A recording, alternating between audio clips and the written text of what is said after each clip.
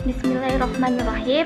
Assalamualaikum warahmatullahi wabarakatuh. Perkenalkan, nama saya adalah Kiki Khairuni dengan NIM 0306193212. Saya dari kelas PGMI 5 semester 4. Di sini saya akan menjelaskan tentang struktur organisasi Gerakan Pramuka. Yang pertama itu ada tingkat nasional. 1. Kuartir nasional atau Kuarnas. Struktur organisasi Gerakan Pramuka merupakan suatu kerangka yang berupa bagan atau skema yang menggambarkan tingkatan-tingkatan organisasi Gerakan Pramuka mulai dari bawah sampai dengan paling atas beserta mekanisme kerja. Adapun tujuan adanya struktur organisasi Pramuka yaitu agar mekanisme kerja Gerakan Pramuka lebih terarah dan sistematis sehingga mendukung tercapai tujuannya Gerakan Pramuka. Manfaat adanya struktur Gerakan Pramuka adalah dijadikan pedoman di dalam menjalankan roda organisasi, dijadikan acuan di dalam menjalankan tugas dan kewenangan pengurus organisasi, sebagai acuan di dalam menjalankan kerjasama dengan organisasi di atasnya ataupun di bawahnya. Perlu diketahui, 1. Yang disebut Ketua Majelis Pembimbing Nasional adalah pejabat pemerintah tingkat nasional, yakni Presiden dan Wakil Presiden. Yang kedua yang disebut Ketua Majelis Pembimbingan Daerah adalah pejabat pemerintah tingkat provinsi, yakni Gubernur ataupun Wakil Gubernur. Yang ketiga yaitu yang disebut Ketua Majelis Pembimbing Cabang adalah pejabat pemerintahan tingkat camat, yakni camat dan wakil camat. Yang keempat yang disebut Ketua Majelis Pembimbing Ranting adalah pejabat pemerintahan tingkat camat, yaitu camat dan wakil camat. Yang kelima yaitu yang disebut Ketua Majelis Pembimbing Gugus Depan adalah sekolah, dosen, kepala desa, atau perangkat yang memimpin gugus depan sebagai pangkalan pramuka pertama. 2. Pengurus Kuarnas. 1. Ketua Kuarnas ditetapkan oleh Musyawarah Nasional atau Munas untuk masa baktinya dan dilantik oleh Ketua Presidium Pimpinan Munas. Yang kedua itu pengurus Kuarnas dibentuk oleh Munas melalui tim formatur yang dituangkan dengan keputusan tim formatur Munas. Yang ketiga itu pengurus Kuarnas dikukuhkan dengan keputusan Majelis Pimpinan Nasional. Yang keempat, pengurus Kuarnas terdiri atas anggota dewasa, putra dan putri. Yang kelima itu Badan Pemeriksaan Keuangan.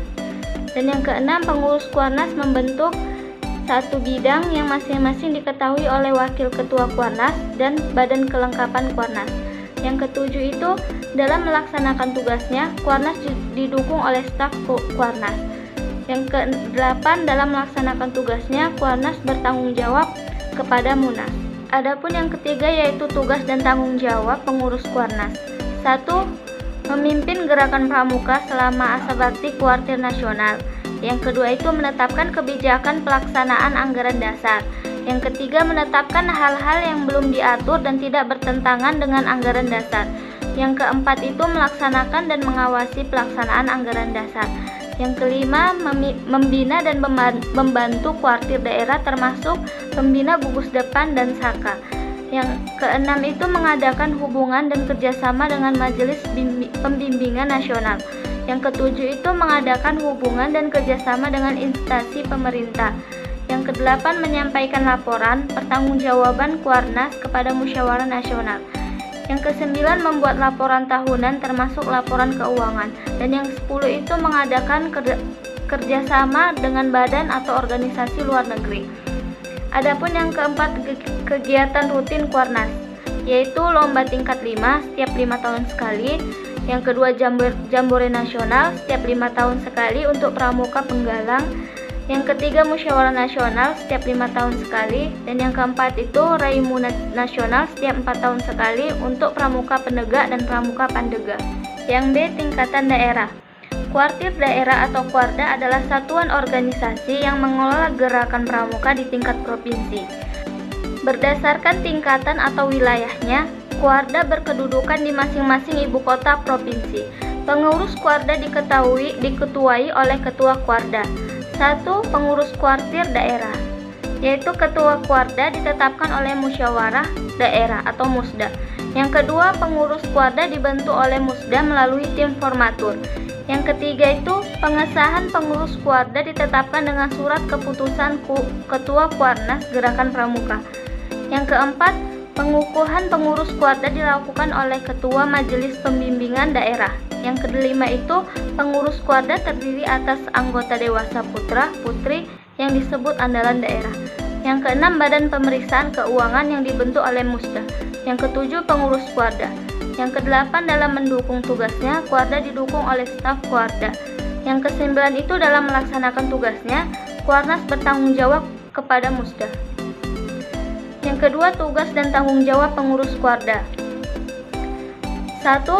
Memimpin gerakan pramuka di daerahnya selama masa bakti kuartir daerah. Yang kedua, melaksanakan anggaran daerah, anggaran rumah tangga, dan lain-lain. Yang ketiga itu membina dan membantu kuartir cabang di wilayahnya. Yang keempat, mengadakan hubungan dan kerjasama dengan majelis pembimbingan daerahnya. Yang kelima itu, mengadakan hubungan dan kerjasama dengan instansi pemerintahan. Yang keenam, menyampaikan laporan kepada Kuartir Nasional mengenai perkembangan gerakan pramuka di daerahnya. Yang ketujuh, menyampaikan laporan pertanggungjawaban kuartir daerah kepada musyawarah daerah. Yang kedelapan, membuat laporan tahunan termasuk laporan keuangan. Adapun kegiatan rutin Kuarda yaitu jambore daerah, lomba tingkat, dan musyawarah daerah. Yang C itu tingkatan cabang. Kuartir cabang atau Kuarcap adalah satuan organisasi yang mengelola gerakan pramuka di tingkat kota atau kabupaten. Berdasarkan tingkatan atau wilayahnya, Kuarcap berkedudukan di masing-masing kota atau kabupaten. Pengurus Kuarcap diketuai oleh ketua Kuarcap.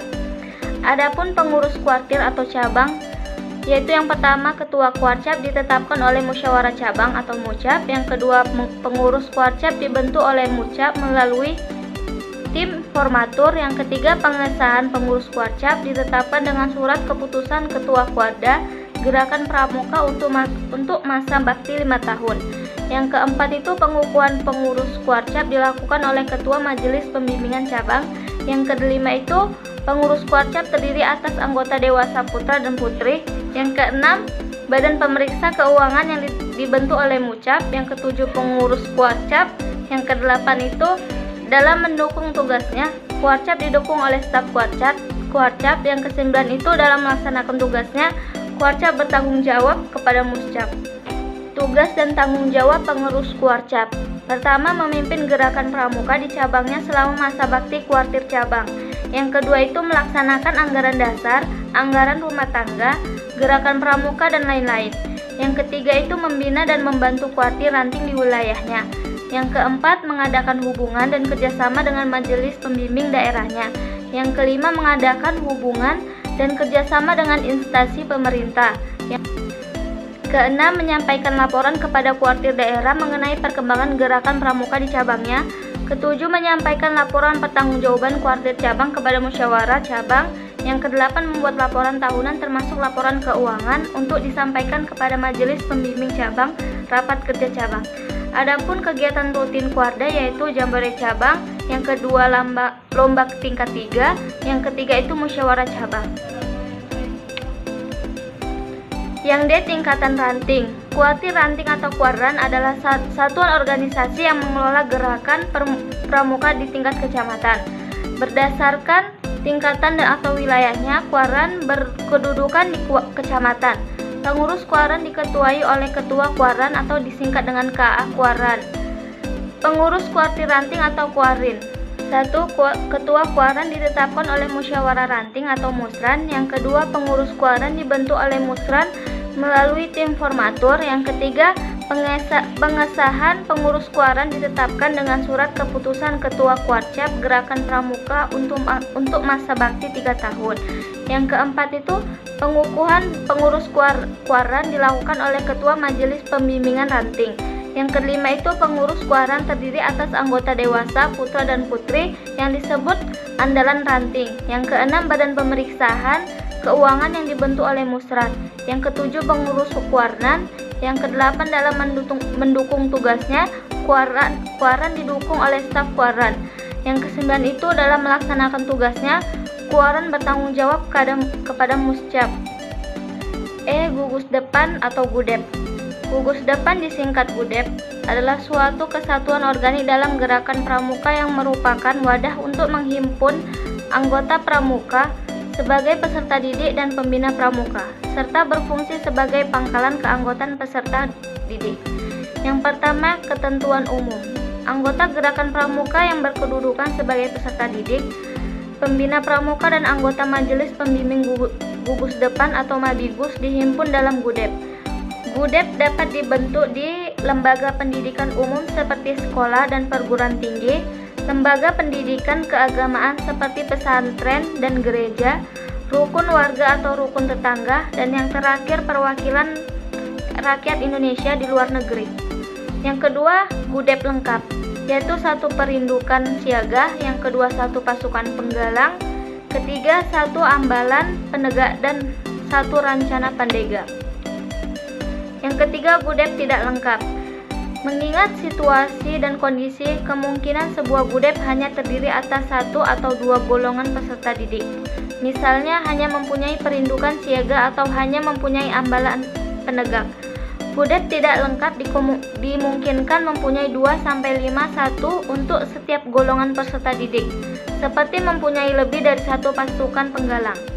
Yang keempat itu GUDEP luar biasa.